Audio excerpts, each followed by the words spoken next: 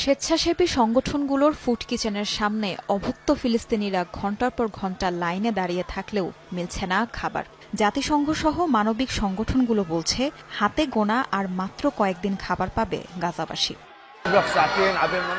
2 ঘন্টা ধরে অপেক্ষা করছি খাবারের জন্য, কিন্তু পাইনি। গাজাতে এখন কোনো খাবার নেই, পানি নেই, জীবনযাপনের জন্য প্রয়োজনীয় কিছুই নেই।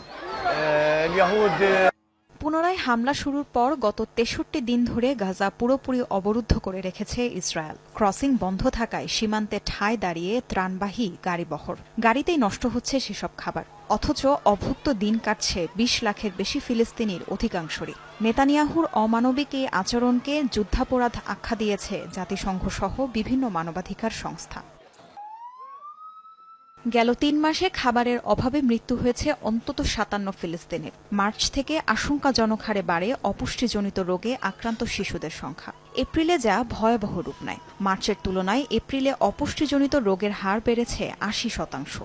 5 বছরের কম বয়সী 3,35,000 শিশু তীব্র অপুষ্টিতে মৃত্যু ঝুঁকিতে আছে বলে সতর্কবার্তা দিয়েছে জাতিসংঘের শিশু বিষয়ক সংস্থা ইউনিসেফ।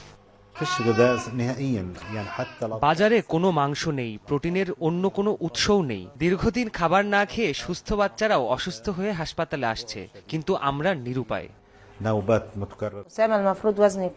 আমার 5 বছরের ছেলেকে হাসপাতালে ভর্তি করিয়েছি। না খেতে খেতে ওর ওজন এখন মাত্র 9 কেজিতে দাঁড়িয়েছে। প্রতিদিনই ওর ওজন কমছে।